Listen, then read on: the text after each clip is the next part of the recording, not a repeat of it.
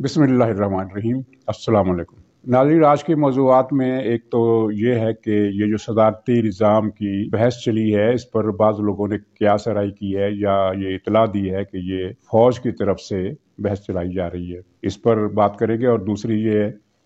कि तहरीक अदम एतमाद के हवाले से अपोजिशन की मुख्तलिफ पार्टियों की तरफ से अलग अलग किस्म के बयानात आ रहे हैं, बल्कि पीपल्स पार्टी की तरफ से भी दो मुतज़ाद बयानात आए हैं। और हिस्सा क्या है, इसी के साथ ही मरीम नवाज साहबा का ये बयान, ये कहना कि हुकूमत अब चंद दिनों की मेहमान है, इसका क्या मतलब है। तीसरी खबर ये है कि इस बात की तस्दीक हुई है, ये खबर आप तक शायद पहुंच चुकी हो, लेकिन कल 3-4 ज़राए से जो बात हुई है उनमें कुछ वो लोग भी बल्कि एक साहब वो हैं जिनके वहाँ तल्लुकात हैं जहाँ ये पेशकश की गई। तो खबर यह है कि इमरान खान ने अपने 3-4 एलची भेजे और उसमें तोसी की 1 साल की तोसी की पेशकश की, लेकिन उधर से जवाब नफ़ी में आया। तो इस पर भी बात होगी। लेकिन इससे पहले, सबसे पहले ये एक तसर जो बन रहा था या बनाया जा रहा था कि पाकिस्तान के अवाम सड़कों पर आने के लिए तैयार नहीं है, महंगाई की वजह से वो परेशान है, उनको अपनी पड़ी हुई है और वो सड़कों पर आने के लिए तैयार नहीं है, इसलिए अपोजिशन जमातें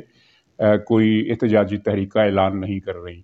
तो नाज़रीन, ये बात जो है कितनी गलत साबित हुई है। फैसलाबाद में अबद शेर अली ने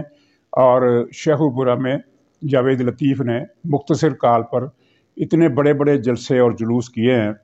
कि आप तक उनकी वीडियोस पहुंच चुकी होंगी, आपने उनके क्लिप देखे होंगे कि कितना बड़ा हजूम है शेखुपुरा में भी और फैसलाबाद में भी। और दोनों जगह लोग, मजमा बिल्कुल चार्ज था और बहुत ज़्यादा जोश में था और हुकूमत के ख़िलाफ़ बड़ी ज़बरदस्त तकरीरें हुई, नारे लगे। तो ये बात तो बिल्कुल गलत है कि अवाम आने के लिए तैयार नहीं है। बात यह है कि जो क़यादत है वो क़यादत इन जुलूसों की, मुजाहरों की क़यादत करने के लिए तैयार नहीं है। और इसमें मुस्लिम लीग की हद तक शहबाज शरीफ का नाम आता है, ख्वाजा आसफ का नाम आता है, ख्वाजा साद रफ़ीक का नाम आता है, जो इमरान हुकूमत को परेशान करने के हक में नहीं है। वो चाहते हैं कि तकरीरें करें और ताकि हमारे जो वोटर हैं वो ये समझे कि हाँ, हुकूमत की बड़ी ऐसी की तैसी फेर रहे हैं, लेकिन अमलन उनकी तरफ से कोई ऐसा इकदाम ना हो जिसकी वजह से इमरान खान के जज्बात मजरूह हों या उनके जज्बात को ठेस पहुँचे। ख्याल खातिर इमरान चाहिए हरदम, इन लोगों का ये मौक़िफ़ है। तो उन जुलूसों ने ये सारा थीसिस जो है ये बिल्कुल बातिल कर दिया है, गलत साबित कर दिया है कि अगर ये क़यादत चाहे तो जुलूस निकाल सकती है, जलसे कर सकती है। पूरे पंजाब में मुस्लिम लीग नून बड़े बड़े जलसे और जुलूस और मुजाहरे कर सकती है और दूसरे शहरों में, दूसरे सूबों में, कराची, पेशावर और कोयटा, इन तीनों मुकामात पर ये बहुत बड़े बड़े जलसे कर सकती है। लेकिन अगर जलसे नहीं करती तो ज़ाहिर है ये इसका कसूरवार वो खुद है, क़यादत है, अवाम नहीं है, कारकुन नहीं है। जावेद लतीफ़ ने बड़ी सख्त तकरीरें की और कहा, मुतालबा किया कि इमरान खान को फांसी दी जाए। चलिए, फांसी का लफ्ज़ तो ठीक नहीं है, यानी जो भी हमारा सियासी कल्चर है इसमें इस तरह की बात हम नहीं दोहराते, लेकिन इसमें तो कोई शुबा नहीं जो जावेद लतीफ़ ने कहा कि इसने गद्दारी की है और गद्दारी की सज़ा ये बनती है। और इमरान खान की गद्दारी जो है इसमें कोई अब मुतनाज़ अमर नहीं रहा। पाकिस्तान में वैसे ये फैशन है कि मुखालफों को गद्दार करार दे दिया जाता है, लेकिन इमरान खान की गद्दारी तो सर चढ़ कर बोल रही है ना, उस पर तो किसी बहस की ज़रूरत ही नहीं है। जिस तरह इसने कश्मीर का सौदा किया, जिस तरह इसने भारत को सलामती कौंसिल का रुकन बनाने के लिए मेहनत की और वोट दिए, और जिस तरह अब ये भारत के साथ 100 साला, वो एक किसी साहब ने बड़ा तर्ज किया है, अगरचे ये जो मुक़द्दस इस्लामी इस्लाहात हैं उनको तर्ज के तनाजुर में इस्तेमाल नहीं करना चाहिए, लेकिन चूँकि ये टोला, साजिशियों का टोला, मुल्क दुश्मनों को टोला 10 साल से ग़ज़वा हिंद की तकरार कर रहा है और ये तसर देता रहा है कि नवाज शरीफ चूँकि भारत का जार है इसलिए ये ग़ज़वा हिंद की राह में रुकावट है। तो किसी साहब ने अच्छा तर्ज किया, उन्होंने कहा कि ये सलामती की जो पॉलिसी आई है उससे वाज़ेह हो गया है कि ग़ज़वा हिंद 100 साल के लिए मुलतवी कर दिया गया है। उसके बाद जो स्टेट बैंक वाली गद्दारी की है, जिसके बाद हमारी दिफाई अखराजात जो हैं पाकिस्तान के, उनकी तफसीलात भी IMF की गिरफ्त में होंगी, तो ये गद्दारी है।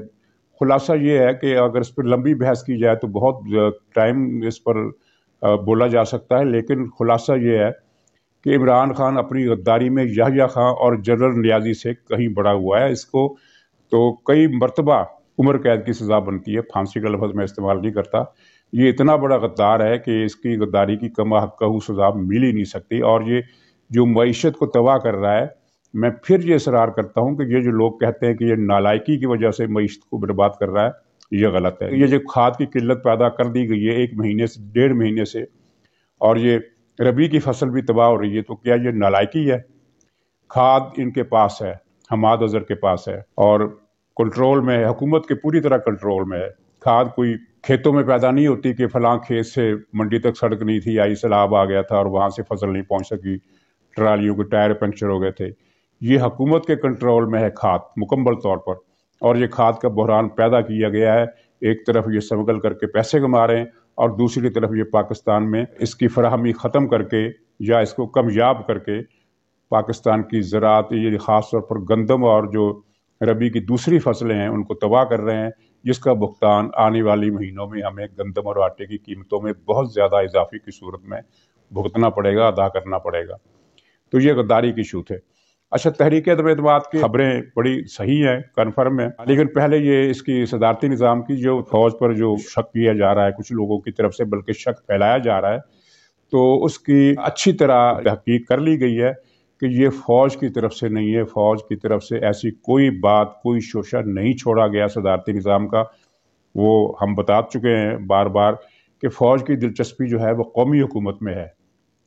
یعنی وہ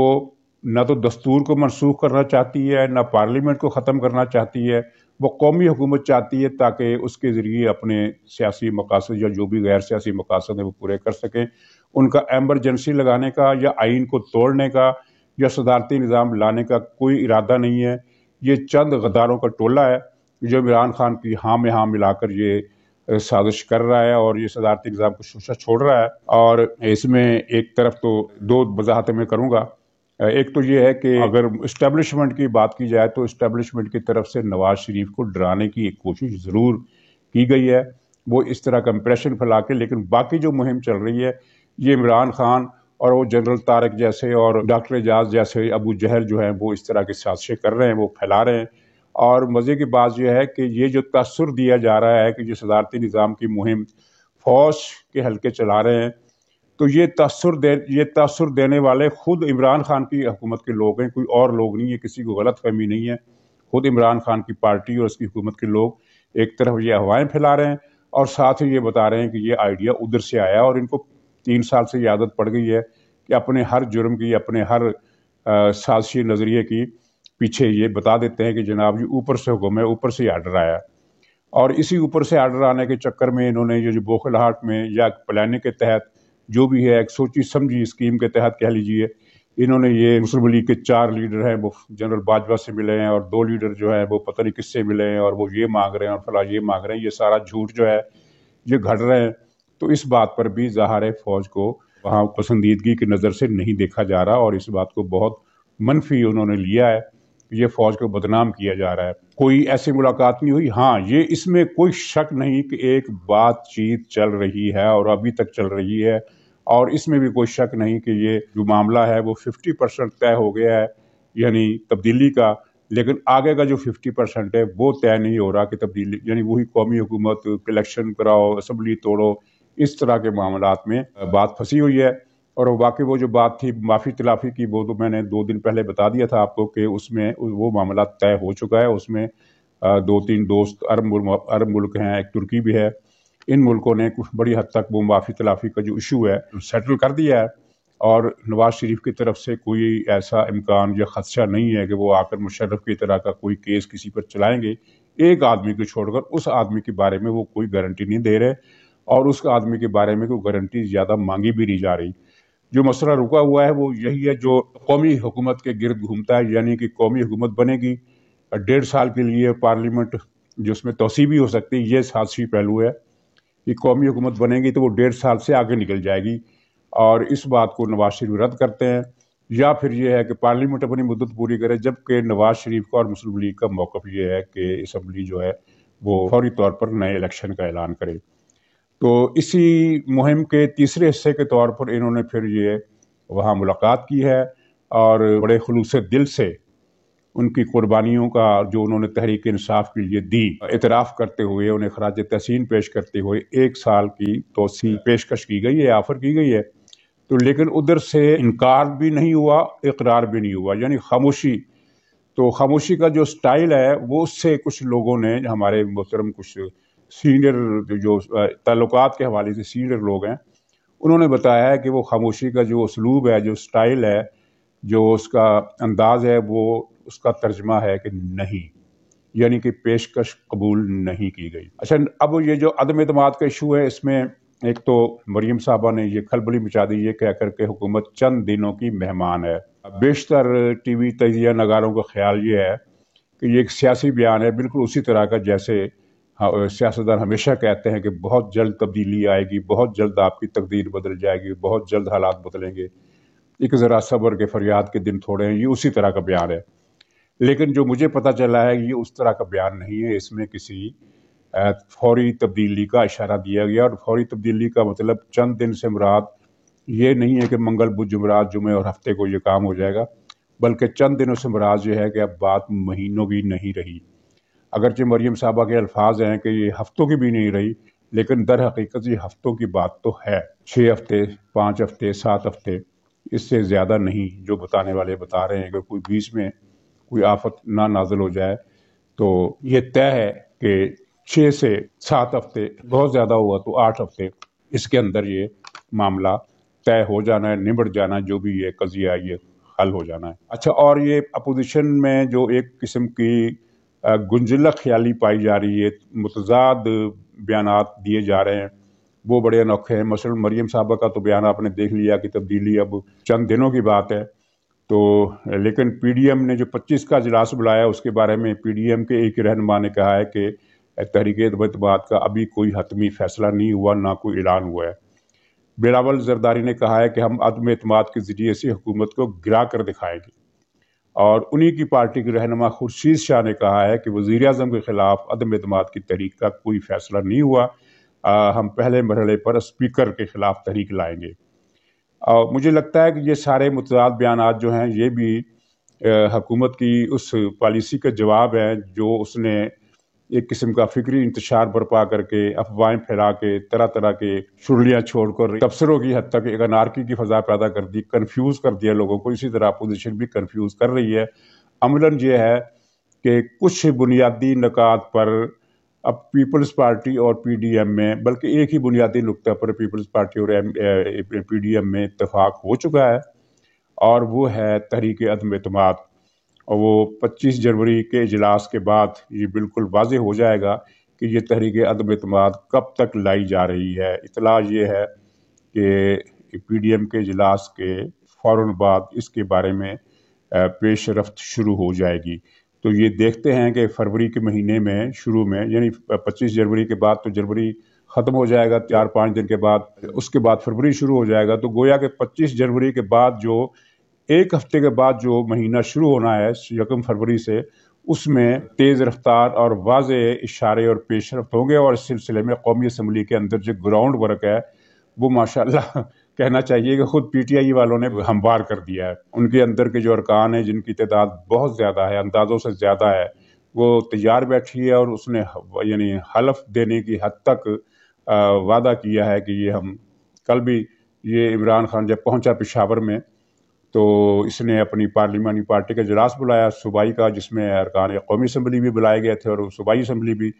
تو 29 یعنی 29 ارکان غائب تھے، ان میں سے 3-4 تو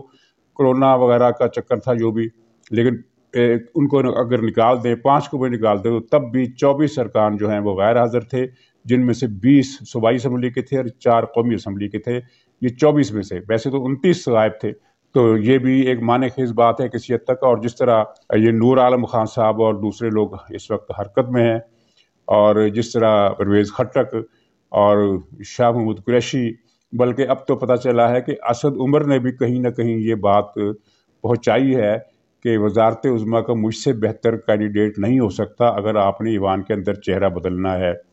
تو یہ بات آپ کو پہلے ہی پتہ ہے کہ اسٹیبلشمنٹ کی خواہش ہے، ترجیح ہے کہ پی ٹی آئی کے اندر سے ہی کوئی آدمی نئی حکومت کا وزیر اعظم ہو۔ تو لیکن یہ ساری باتیں جو ہیں ابھی تک فیصل نہیں ہوئی ہیں،